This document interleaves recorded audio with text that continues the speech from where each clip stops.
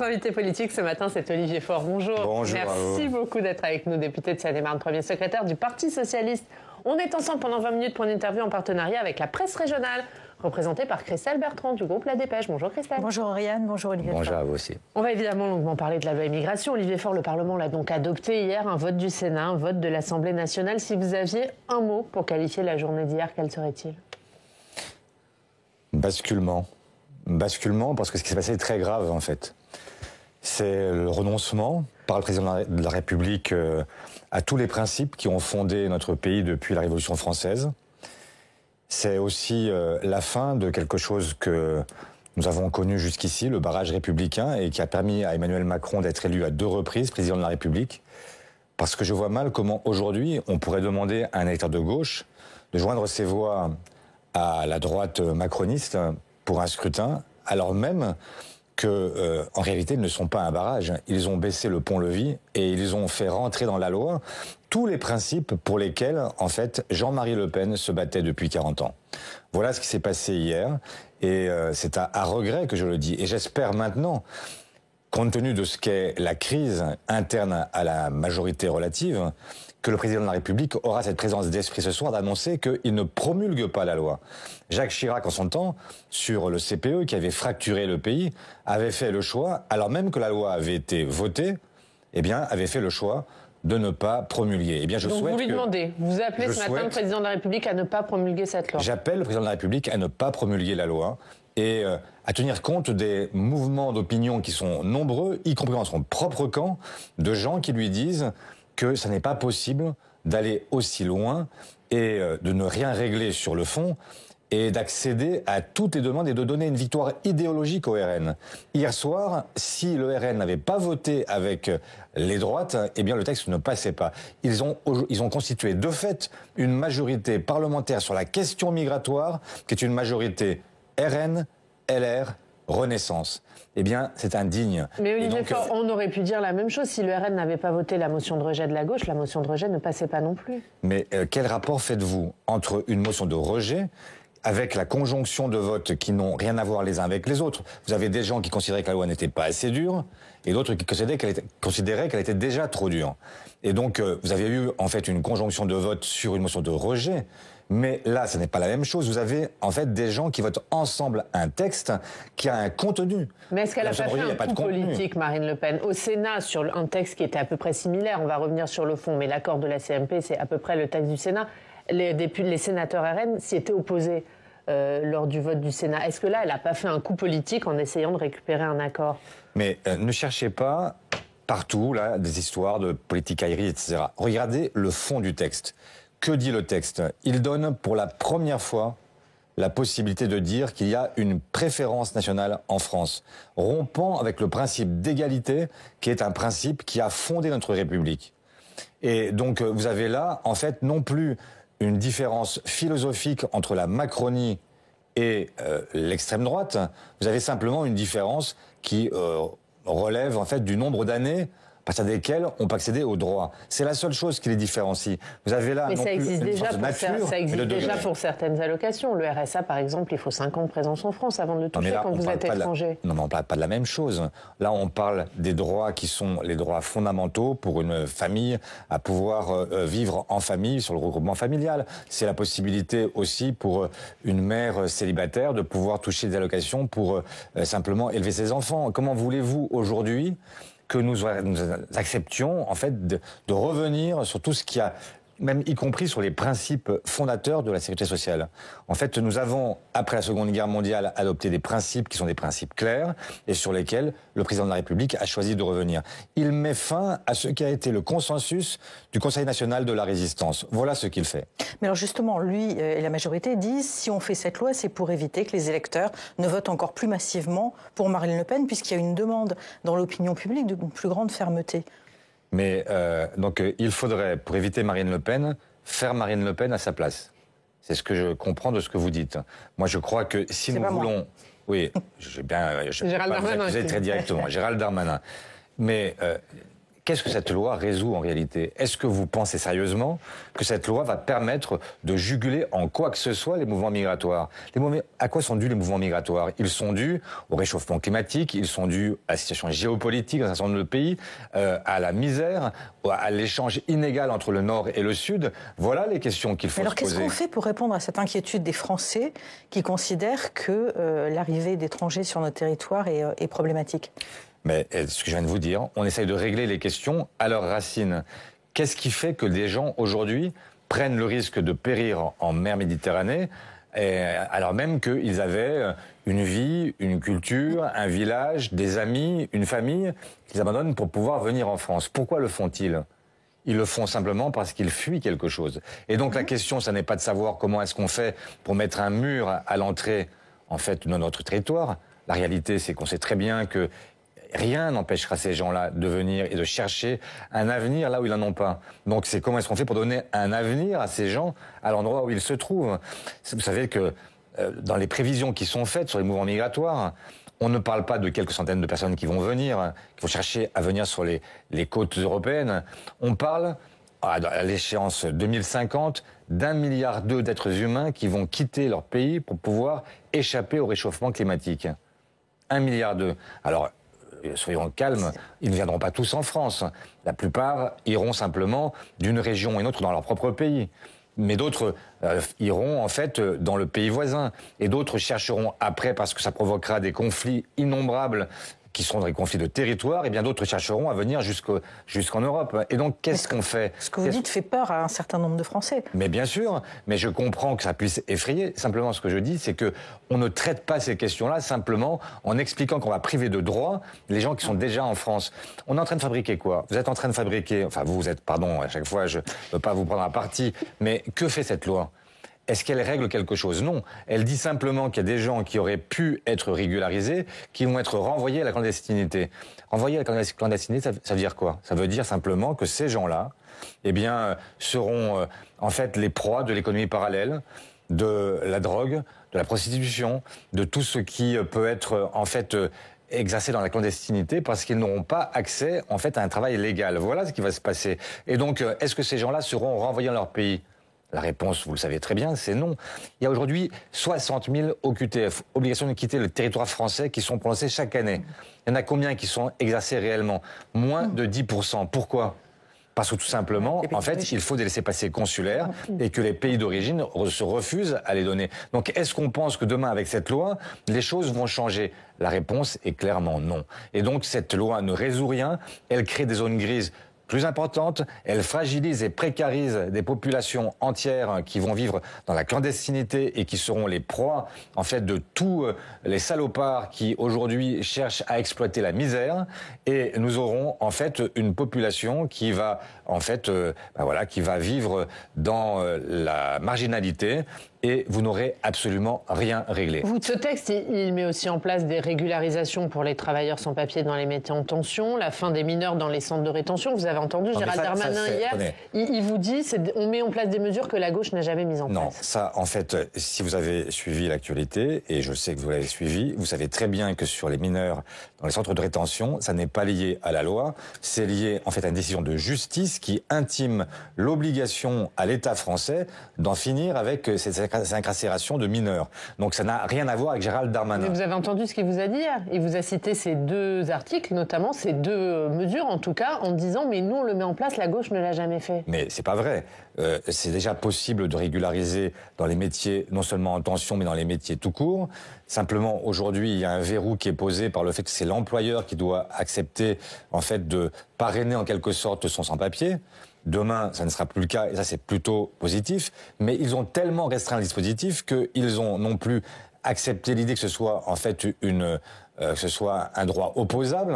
C'est simplement maintenant à la main du préfet et donc à la main de l'arbitraire préfectoral qui acceptera dans certains cas, dans d'autres refusera, et donc rien ne sera en fait garanti à qui que ce soit. Et donc on est là en train de fabriquer effectivement du désordre là où on considère. Donc rien ne trouve grâce à vos yeux dans ce texte. Mais écoutez, je cherche avec beaucoup de difficultés ce qui pourrait trouver grâce à mes yeux, parce qu'en réalité, même je vois que, enfin regardez, les présidents, en fait, des grandes écoles de commerce, HEC, l'ESSEC, etc., qui hier ont pris la parole, c'est qui est rare dans notre vie publique, qui jamais ne prennent position sur quoi que ce soit, ont expliqué qu'on allait priver la France de son attractivité, que les étudiants étrangers ne pourraient plus venir en France, parce que désormais, on demandera une caution pour être sûr qu'ils repartent.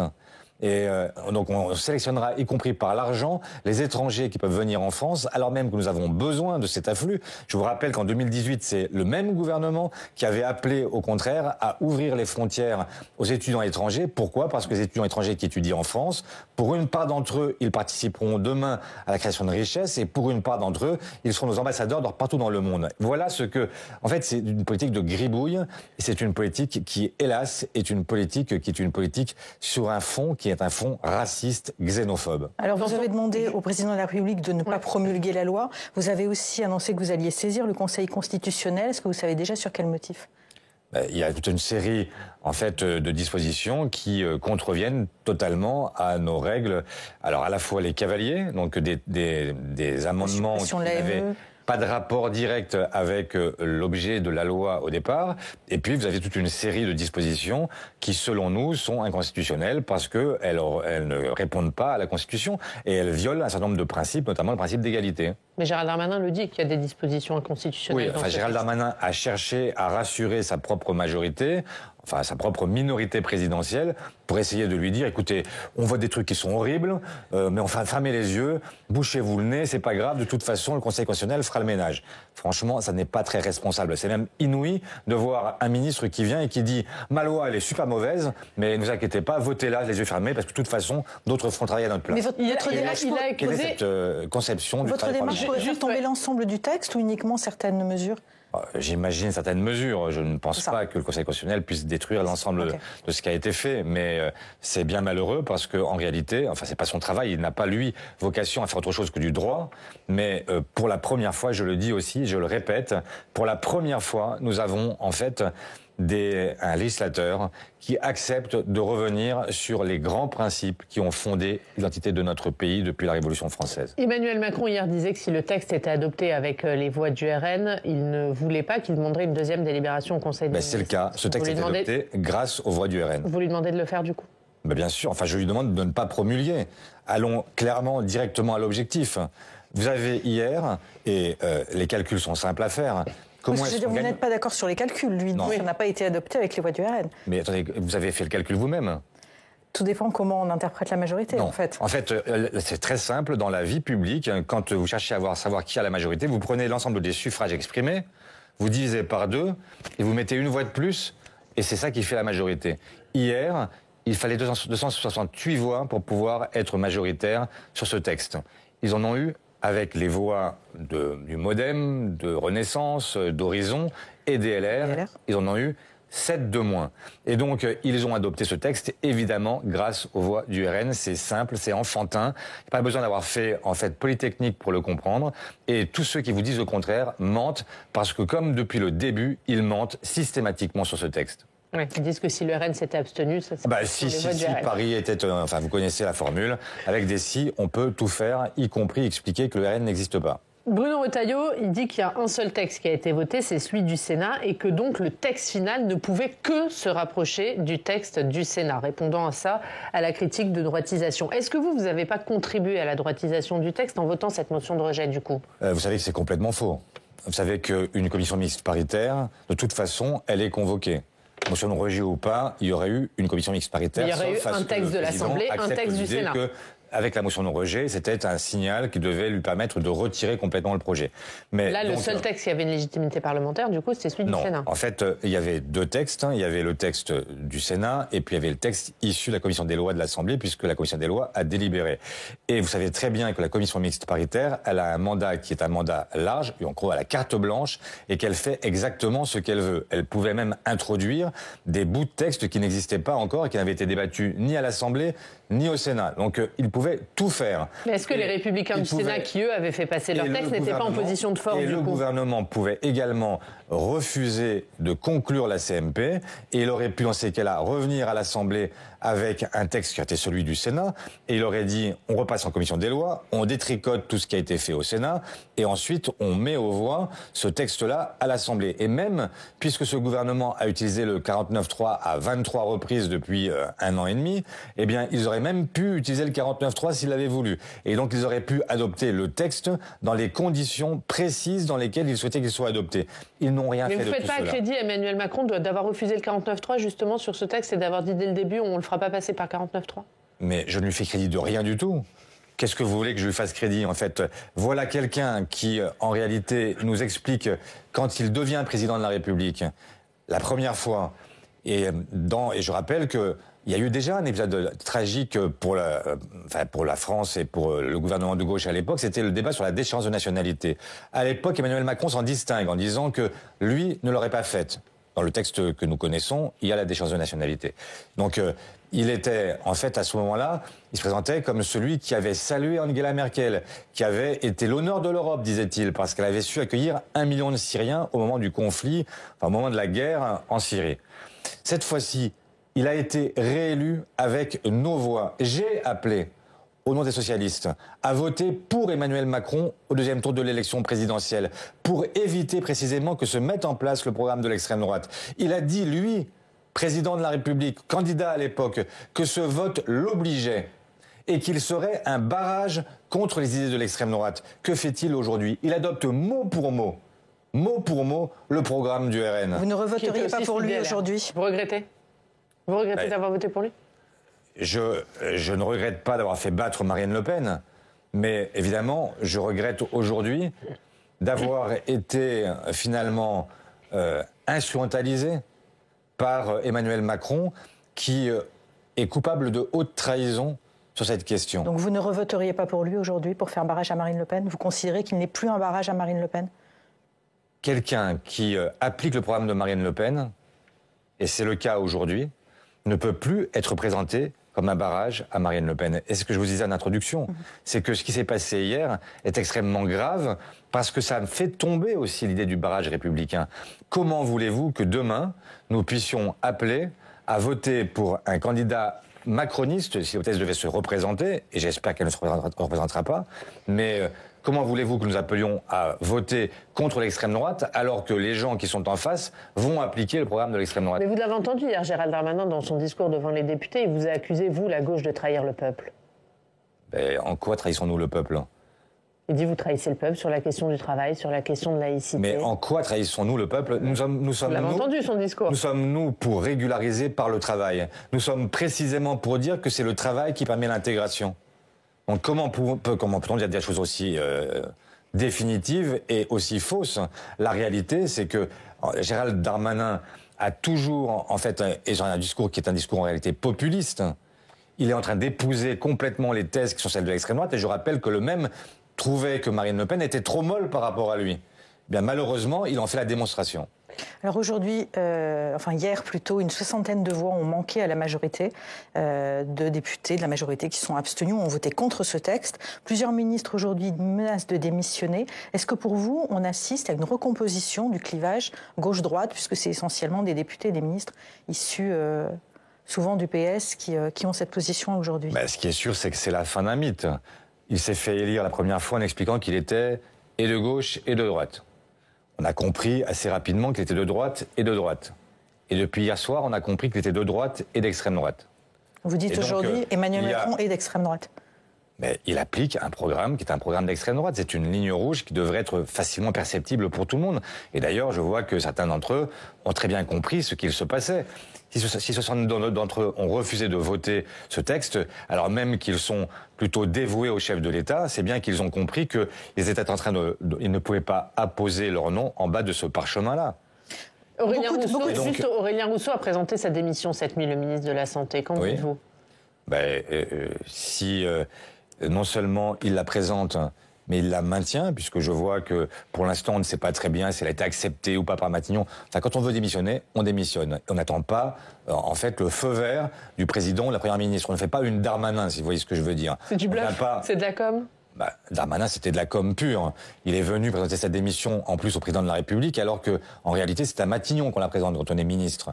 Enfin, quand on a un peu lu la Ve République. Bon, c'est pas visiblement, depuis quelques jours, on comprend qu'ils ont une vision des institutions qui leur est très singulière, puisque, y compris, la séparation des pouvoirs, et ça, tout ça n'existe plus avec eux. Mais enfin, la réalité, c'est que Darmanin n'a jamais voulu démissionner. Il est venu faire semblant à l'Élysée, ils ont pris un pot ensemble, et puis il est reparti en expliquant qu'il avait voulu, et puis en même temps, le chef de l'État n'avait pas voulu, et donc voilà, il allait continuer parce qu'il devait faire son devoir, et puis il y a les Jeux Olympiques, etc. Bon, bref, ce cinéma-là ne trompe personne. Donc maintenant, on va voir ce que fait Aurélien Rousseau, on va voir si les Clément Beaune et autres, Vergrit, etc., font en fait de leurs convictions l'alpha et l'oméga de leur vie politique, et si les convictions sont plus fortes que les ambitions. On verra, on les jugera finalement à ce qu'ils feront. Est-ce que vous, patron du Parti Socialiste, vous pourriez rediscuter avec cette aile gauche de la Macronie qui, aujourd'hui, n'est plus d'accord avec Emmanuel Macron? Mais moi, j'appelle ce matin tous les Républicains, toutes celles et ceux qui sont hostiles à ce texte, à se parler et à tout faire pour que le combat culturel que nous devons mener puisse être mené de concert. Sur la question migratoire, que nous puissions arriver à conjurer, en fait, toutes ces fake news permanentes qui sont diffusées du chef de l'État jusqu'à Marine Le Pen, et arriver à faire en sorte que sur ce terrain-là, nous puissions nous mettre d'accord et faire en sorte que notre pays accepte l'idée que nous ne pouvons pas transformer l'étranger en bouc émissaire. Beaucoup viennent du PS, viennent de chez vous. Est-ce que vous sentez encore des valeurs communes avec un Stéphane Travert, avec un Sacha Houlié? Est-ce que vous pourriez reconstruire quelque chose ensemble? C'est à eux de dire ce qu'ils sont prêts à faire. C'est à eux de dire si ils ont simplement cherché à laver leur conscience hier en se refusant à un vote qu'ils savaient déjà acquis par les voix de la droite et de l'extrême droite. Et donc, mais pour vous, les liens ne sont pas rompus totalement après leur départ chez Emmanuel Macron? La politique, c'est des actes. C'est pas simplement des verbiages. Mais est-ce que vous les appelez à revenir au PS? Mais je les appelle à aller jusqu'au bout de leurs convictions. Si hier soir, leur vote était simplement une façon de laver leur conscience, en sachant très bien que le texte serait adopté grâce aux voix du RN et aux voix des Républicains, eh bien, si ils veulent aller jusqu'au bout de leurs convictions, ils doivent rompre avec un pouvoir qui est un pouvoir qui a fait le choix d'un texte raciste et xénophobe. Ça, c'est effectivement quelque chose que j'entendrais et que je comprendrais. Et ça, ce serait un acte qui serait un acte puissant, un acte fort, un acte fondateur qui les qualifierait effectivement pour retrouver le reste de la gauche. Mais si c'est simplement pour faire un pas de côté et dire « Bon, écoutez, moi, je suis toujours avec le président, hein, donc vous inquiétez pas, président, je suis toujours là avec vous, hein, je suis à vos côtés jusqu'à la fin. » Mais bon, j'ai dit ça, vous comprenez, c'est pour dire quand même que vous avez encore une aile gauche. Bon, ça sert à rien. Une aile gauche qui serait en fait prête à approuver un texte d'extrême droite, ça ne sert à rien. Hier soir, Manuel Bompard a demandé une réunion de la NUPES pour prendre des initiatives communes. De son côté, Jean-Luc Mélenchon a proposé un bilan pour repartir sur de bonnes bases. On assiste à la renaissance de la NUPES à la suite du vote de ce texte? Moi, je ne veux pas, dans un moment comme celui que nous vivons, rentrer dans la politique, pas politicienne, c'est important les alliances, etc. Mais enfin, je ne veux pas tout mélanger. Je dis simplement que, à Jean-Luc Mélenchon, que ce serait utile que d'ores et déjà, il commence par ne pas tweeter n'importe quoi, n'importe comment. Et hier soir, quand il laisse penser, quand même il dit explicitement qu'il y a un lien entre le vote de la loi Darmanin et la manifestation contre l'antisémitisme à laquelle a participé l'extrême droite, et dans laquelle il pense que la matrice même de ce texte, c'est la manifestation contre l'antisémitisme, je dis que là, il y a quand même en fait beaucoup d'efforts à réaliser avant que nous puissions nous retrouver. On est loin des bonnes bases. Moi, je souhaite que la gauche puisse se retrouver, mais sur des bases qui soient des bases claires, des bases qui soient en fait entendables par tout le monde, que nous puissions continuer à parler à l'ensemble des Français, à nous élargir en direction de toutes celles et ceux qui hier ont dit non. Je pense au Secours catholique, je pense à la France Terre d'Asile, je pense à la CFDT, je pense à la CGT, je pense à toutes ces organisations qui ont dit non au chef de l'État et qui ont dit qu'il n'était pas possible d'accepter de renoncer à nos principes les plus élémentaires. Un dernier mot, Olivier Faure. Emmanuel Macron doit prendre la parole ce soir. Qu'est-ce que vous en attendez ? Je vous l'ai dit, je souhaite que, compte tenu de l'émotion suscitée, y compris dans ses propres rangs, il renonce à promulguer ce texte. Juste pas de promulgation. Vous attendez rien d'autre du chef de l'État? que voulez-vous que j'attende de lui, en fait? Pour l'instant, j'ai l'impression quand même qu'il n'était pas prêt à faire un compromis quelconque avec la gauche. Le choix qu'il a fait, ça a été toujours de négocier avec une droite extrémisée qui vivait elle-même sous perfusion de l'extrême droite. Et donc, est-ce que vous avez vu, dans les suspensions de séance de la CMP, Madame Borne inviter un leader de gauche, quel qu'il soit, à venir discuter avec elle? La réponse, évidemment, est non. Et depuis 1 an et demi, ils n'ont de regard, d'yeux, de chimène que pour la droite extrémisée. Et donc, nous n'avons absolument pas de choses à attendre du chef de l'État. En revanche, lui devrait prendre conscience de ce qu'il fait. Il a annoncé pour janvier une grande initiative qui devait rassembler tous les Français parce qu'il faut de l'unité, etc. dans ce pays. Oui, il faut de l'unité.